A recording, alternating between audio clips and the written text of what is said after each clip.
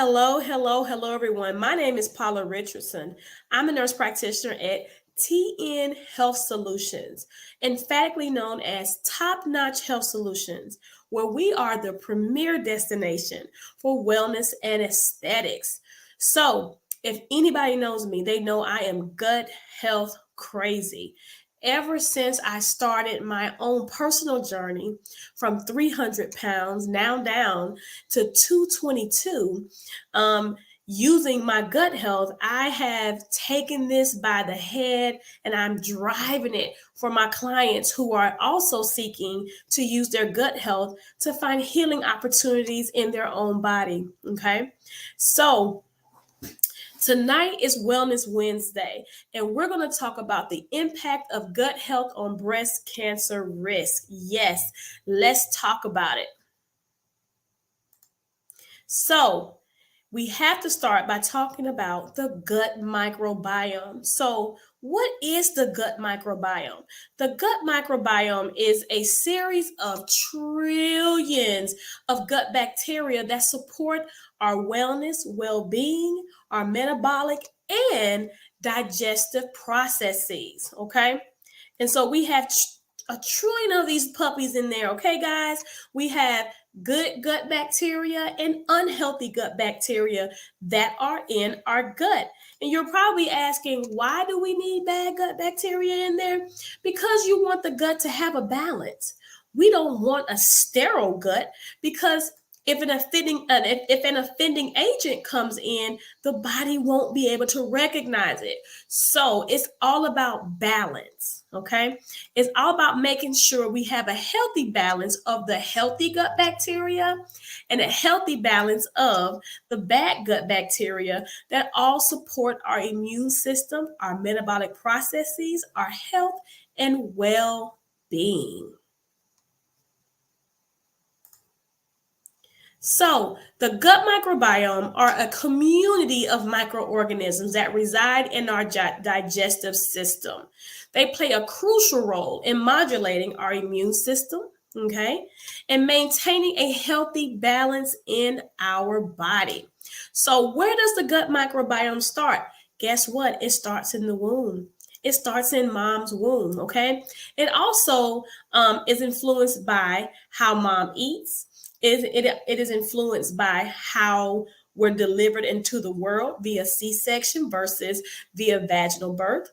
It also is influenced by what we eat, how food is introduced to us, and how we eat throughout our lives. Okay. All right. So the gut microbiome is shaped and molded by our experiences in the womb to birth and how we eat and how our environment affects us throughout our life.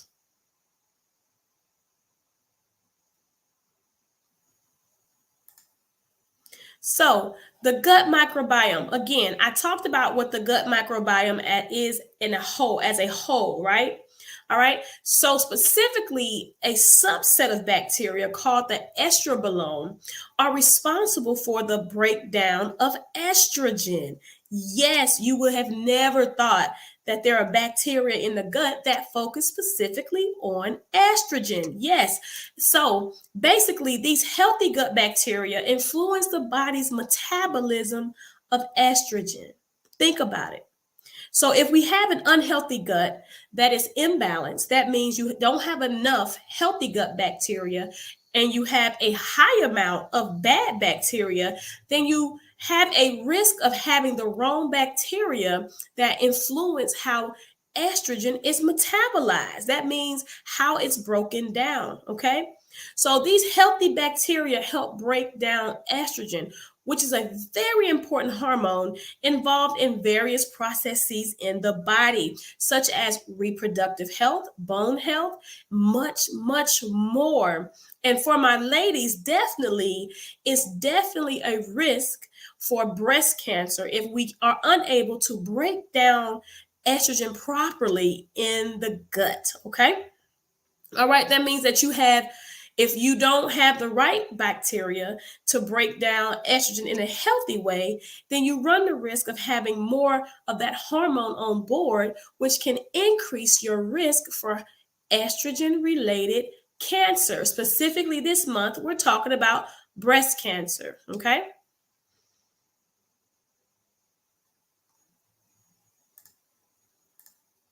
So, more about the estrobolome and estrogen. So, estrogen is a hormone that plays a crucial role in the development and progression of certain breast cancers, particularly hormone receptor positive breast cancer. Okay, so let me reiterate that.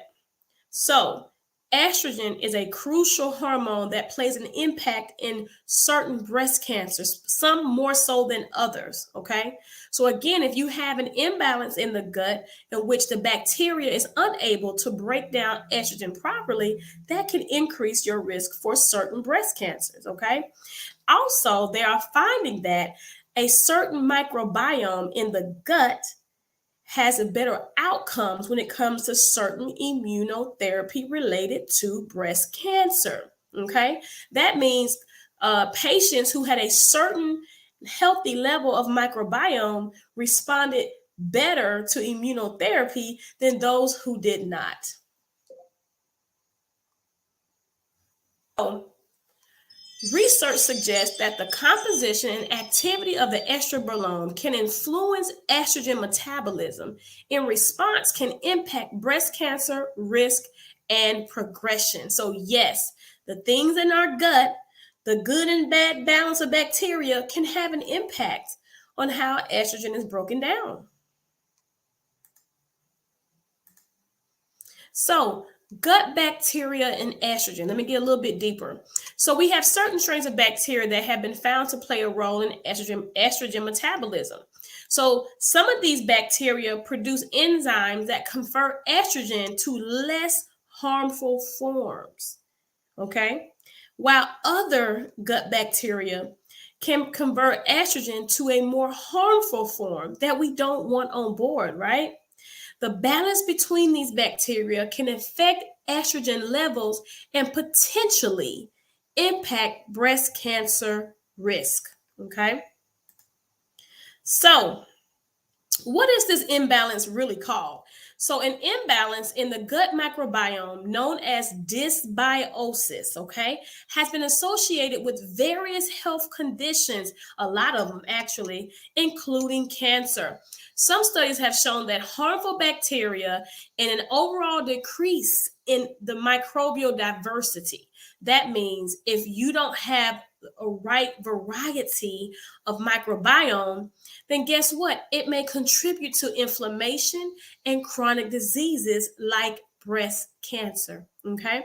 All right. A lot of the chronic diseases that we deal with, specifically breast cancer, can be linked to inflammation. Okay. And inflammation is the body's normal physiological process. Okay. The normal physiological process in response to immunity or an offending agent. Okay. You're probably thinking, like, so what? Why would my body have this inflammation? Well, when the gut has too much of harmful bacteria and not enough of good bacteria, it can set you up for inflammation, where those bacteria can go outside of the gut and ignite an immune response in the body. So that immune response looks different for everybody. Okay. All right. It could be shown in other chronic diseases like high blood pressure, diabetes versus breast cancer. And for some of us, it's insulin resistance and weight loss resistance, pre-diabetes, insulin sensitivity is linked to PCOS. I mean, it looks different in everybody. Now, this does not negate that there are other components that place us at risk for breast cancer: environmental toxins, genetics, okay? And some things we cannot change, but how we manage our daily lifestyle makes a huge impact on our breast cancer risk, okay? And risk for a lot of things. So, to be more specific, okay, you're probably thinking, like, "Oh, how do I know if I have inflammation, or what does this mean?" Right? So, dysbiosis. So, take a look at this here. So, this here is a gut health test that has a lot of what we call dysbiosis, okay, where there are an overgrowth in the unhealthy bacteria in the gut. So remember, we need a balance, right? We don't want to have all good bacteria and no bad bacteria, because guess what? We want the gut and the body to recognize, oh, that's too much of staph. Oh, that's too much of strep. You don't want a gut that's sterile. Then anything that comes in it, or it comes in contact with it, is going to cause a problem. Okay. All right. So here is a client's test where there is a vast amount of inflammation. Okay. I'm seeing Enterococcus, Pseudomonas, staph, and strep in very high amounts. There are also very high amounts of inflammatory and autoimmune related bacteria, all that lead to inflammation. Okay. So this is what I'm talking about. So in this situation, the gut lining is inflamed. Okay. And when you have an inflamed gut lining, that means that the food, partially digested food, because a gut like this has a hard time digesting food properly. So partially digested food, toxins, these bacteria can seep into the bloodstream and cause an inflammatory response, okay, in which it can be a chronic low level inflammation where you're not in the hospital, you're not septic. That means you don't have like a full widespread infection where you have to be in the ICU at this time. However, this places this client in a very vulnerable situation where literally it can be linked to SIBO, where you have an overgrowth of bacteria that is transcending from the gut and can cause a lot of issues with health and wellness. Okay. All right. So this is a client who does not appear to be sick, has some issues, but this is what their gut looks like. But it affects energy levels and other things and other aspects in their health and overall wellness. Okay. So this is what I mean when I say like dysbiosis. And so this can come in various degrees in anyone's body. Myself, I had staph, I had strep, I had Klebsiella, various things that I didn't know I had. Okay. Here are our good gut health bacteria. So as I said, not having enough of the healthy bacteria places you at risk for inflammation. Specifically, Akkermansia and F. prazontzi, they help you, they protect you from inflammation. So in this situation, the client there is undetectable amounts of those healthy gut bacteria. And so here at Top Notch Health Solutions, we deal with these things holistically. So again, when we have dysbiosis, and which is an imbalance of healthy and unhealthy bacteria, we have a double whammy of risk for inflammation because the healthy bacteria that protect us from inflammation are low or absent. And then we have a high number of the other bacteria, which are unhealthy. So, okay, how do we deal with this? All right. How do we deal with detoxification and gut healing at Top Notch Health Solutions? So the theory is to change the terrain of the gut. The reality is we have been lifing. Okay. Life has been lifing. Stress, we've been stressing. We've been doing what people do. We've been living life. Okay. Okay. And so with that comes with a level of dysbiosis because stress, lack of rest, lack of proper nutrition, all impact and increase your risk for dysbiosis, which can lead to inflammation. So here at Top Notch Health Solutions, I promote detoxification. So let me talk about specifically what that means. So a full body detoxification process, either with my customized program in which I can actually see what is in the gut and we can deal with specifically what's going on. Like if you have parasites or worms, we can heal your gut lining. And specifically in clients who have dysbiosis, the intestines look like this. Okay. They have all these this open here when it should look like this. This is a healthy gut intestines where nothing can seep down in here. All right. The lining can properly absorb nutrients and provided to the cells, okay? But when we have dysbiosis and inflammation, it looks like this. And that's when bacteria can get down into these areas and cause where it can get into the bloodstream. So let me do it again. Healthy gut, unhealthy gut, okay? Healthy gut, unhealthy gut, and the bloodstream will be right here, okay? And so those bacteria can go in between those areas and cause issues and cause an inflammatory response. A customized way where I literally can take a look at what is going on in the gut and we can deal with it specifically. We also have foundational detoxification plans.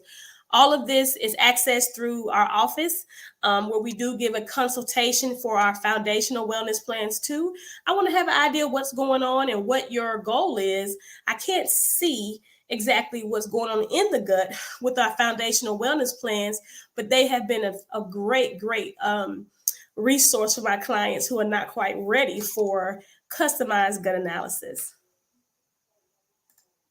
So what else do we promote here at Top Notch Health Solutions? Probiotics. Yes, I know you have probably heard everything about probiotics. Listen, they're your silent defenders, okay? Everyone, if you can tolerate it, if you don't have any allergies to it, should be taking a probiotic. Specifically here at Top Notch Health Solutions, our probiotic has ginger that helps with gut health. It also has digestive enzymes.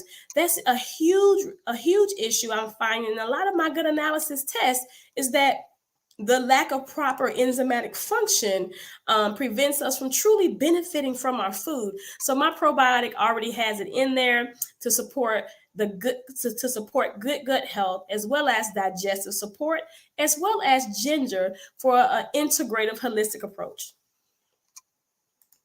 So what else does it take? Lifestyle modification, guys. We can't run from it. Like, life is lifing, but by now we know life's right. So how can we fit healthier habits into our life is where we are right now. We have to find the time and the place for healthier habits in our life, because we all want to live an optimally healthy life. All right. All right. So let's get started. What lifestyle modifications can we do? So, yes, diet plays a huge role in our gut health bacteria. So, we're supposed to getting at least 3 servings of greens a day, okay? At least 3 servings, okay? Whether it's in a smoothie, whether it's a side salad, whether it's whatever you need to do to get those greens in, okay? Those greens actually help keep our gut microbiome healthy. It increases the diversity of our gut microbiome, okay? All right? On top of that, it provides our cells with energy, our B vitamins, okay, that help our metabolism as well.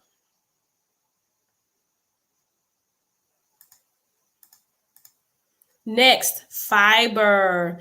Fiber is the hardest thing for us to get in because in our Western lifestyle, it's just not a part of what we can access very quickly, right? Right? So fiber, all right, at least 28 grams of fiber a day. So what are good sources of fiber? So oatmeal, your veggies are a good source of fiber. They're not a lot, but if we get our 3 servings and we're working on it, avocado, which I love personally, I put that in my smoothies. Oatmeal is a great source of fiber. So getting some fiber in, healthy fiber in, is a vital part of our gut health, okay? Because those fibers is what helps support our healthy gut bacteria, okay? All right? So healthy fiber, guys. Our food plays a huge impact. So processed foods with sugar and carbs affect our healthy gut microbiome. It also increases the risk of unhealthy gut bacteria to grow. They love carbs, they love sugar, and that's what they feed on. So, everything in moderation. That's the key. Balance, okay? All right. So, limiting the amount of processed carbs and sugar, okay, is key. It's very key to our gut health. All right. So, also, I would suggest, if we can, eating things that are organic and don't have as much pesticides in it, or any pesticides, preferably. Lifestyle, guys, working out proliferates healthy gut bacteria. So, yes, it's all about, how can I say, for some of us, the waistline is important, but guess what? It's bigger than that. All right. So, working out, physical activity proliferates healthy gut bacteria and increases your microbial diversity. And that's what you want, diversity. Environmental toxins also play a role. Okay, so again, the pesticides in our food can play a role in our gut health and our risk for breast cancer. Our cleaning products, guys, the things we wash our clothes with, look at the back of it and Google them. They are a carcinogen. A lot of them are. So I've been slowly transitioning to products that have less or none of those unhealthy or carcinogenic um, um, things in it. Okay. All right. Certain plastics, absolutely. Like, I wouldn't keep a water bottle that's been in a car and continue to use it over and over and over. Okay. It's been sitting there in the heat, possibly. All right. Air pollution. Okay. Our water supply. Yes, our water supply is also an environmental toxin and can affect what happens in your gut. Okay. I have clients who have certain parasites that can be linked, Giardia, that can be linked to water supply. And the parasites cause inflammation that lead to inflammatory like diseases. Yes. As well as detergents. All right.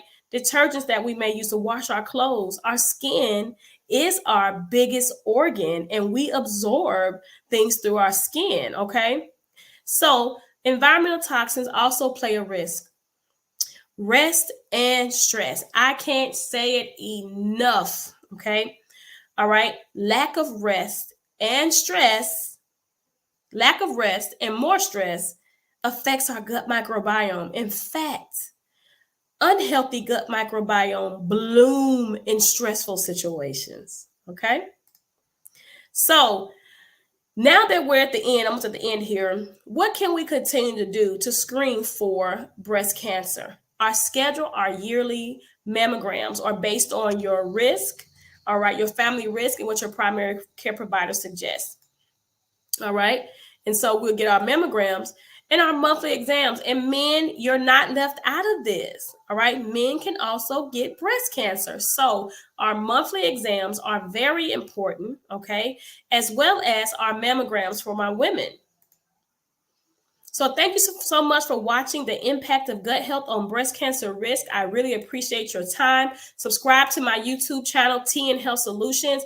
There's my website there. If you're interested in anything that involves wellness and weight loss and aesthetics, please reach out to us. There's our website there. You can text us or call us at 678-578-8449. We are here to serve your needs. Have a gut health, great rest of the night. See you soon.